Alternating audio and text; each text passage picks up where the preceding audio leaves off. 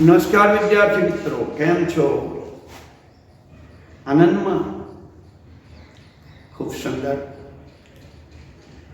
આજે યુટ્યુબના માધ્યમથી ફરી આપણી સમક્ષ આવી રહ્યો છું જૂના જૂના નાના નાના વિડીયો લઈને, અને આપણા ફિઝિક્સને વધારે મજબૂત બનાવવા માટે, આપણા નીચને વધારે મજબૂત બનાવવા માટે, આપણા ગુજકેટને વધારે મજબૂત બનાવવા માટે તમે સહયોગ લઈ શકો એ આશા સહ આપણી સમક્ષ ફરી પાછો વિડીયો લઈને આવી રહ્યો છું. એક સડન ટોપિક્સ નહીં હોય, જુદા જુદા નાના મુદ્દાઓ હશે. એ મુદ્દાઓને નીટ સાથે કઈ રીતે જોડાય, ગુજકેટ સાથે કઈ રીતે જોડાય, એનો આપણે અભ્યાસ કરીશું. તો સૌથી પહેલા આપણે એક નાનું ટોપિકની આજથી શરૂઆત કરીએ. સંયુક્ત કેન્દ્ર લંબાઈ.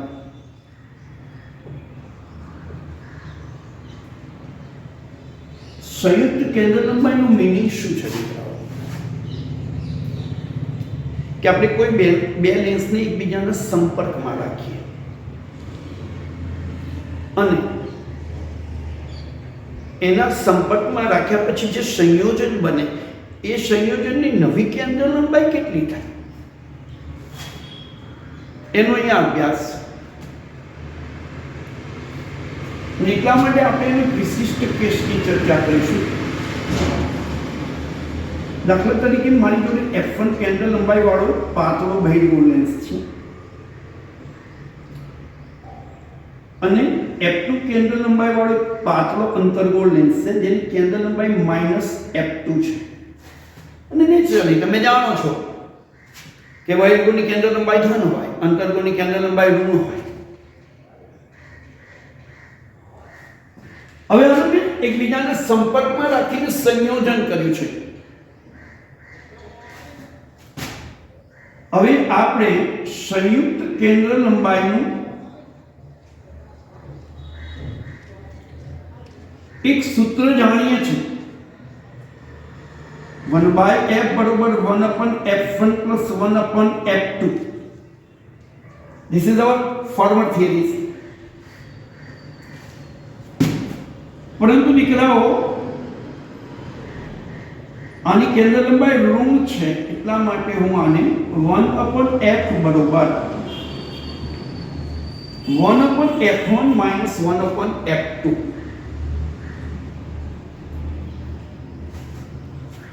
પણ આમાં ત્રણ કિસ્સા બને. ત્રણ કિસ્સા કયા કયા બને? તો આપણે કેસ નંબર 1 લઈએ કે સપોઝ f1 બરોબર f2. એનો મતલબ કે બંનેની કેન્દ્ર લંબાઈ સમાન છે.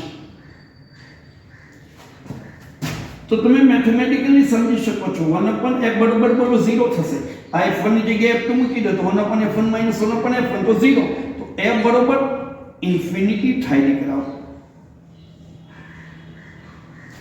હવે આપણે આપણા જૂના નોલેજથી જાણીએ છીએ કે કેન્દ્ર લંબાઈ અનંત થાય એનો મતલબ આ સમતલ અરીસા તરીકે વર્તે.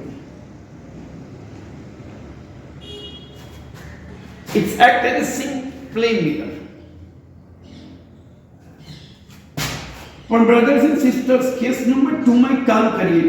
f1 greater than f2 લઈએ. f1 greater than f2 લઈએ તો 1/f બરોબર 1/f1 minus 1/f2 માં આ વેલ્યુનું પુટઅપ કરું ને દીકરાઓ તો આની કેન્દ્ર લંબાઈ મને ઋણ મળે. કારણ કે f1 ને લઈએ તો ઋણ છે. કેન્દ્ર લંબાઈ ઋણ મળે એનો મતલબ કે એ અંતર્ગોળ તરીકે વર્તે.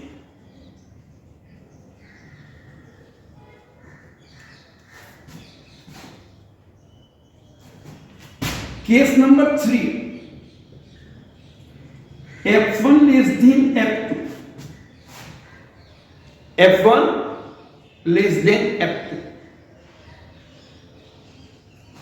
હવે f1 f2 થાય તો 1/f બરોબર 1/f1 1/f2 માં ની કિંમત મૂકું તો દીકરાઓ એ પ્લસ બને છે. એનો મતલબ કે કેન્દ્ર લંબાઈ ધન મળે છે. એનો મતલબ એ બહિર્ગોળ તરીકે વર્તે છે.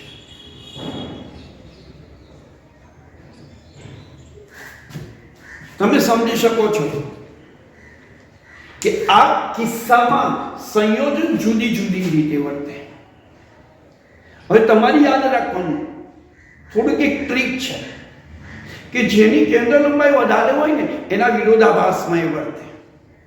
દાખલા તરીકે અહીંયા બહિર્ગોળની કેન્દ્ર લંબાઈ છે મોટી છે તો જો એ અંતર્ગોળ તરીકે વર્તે છે. અહીંયા જાઓ, અહીં અંતર્ગોળની કેન્દ્ર લંબાઈ છે ત્યારે બહિર્ગોળ તરીકે વર્તે છે.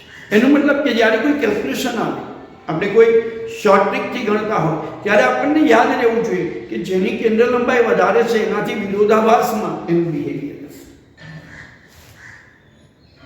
આજે આટલા ટોપિક લઉં છું. કાલથી મુદ્દાસર આમાં જીનીટ કઈ રીતે પૂછાય એ હું આપણી સમક્ષ લઈને આવીશ. તો વિદ્યાર્થી મિત્રો, આપ સૌ તૈયાર રહો ખૂબ સારું પરિણામ લાવવા. જય સાંઈનાથ.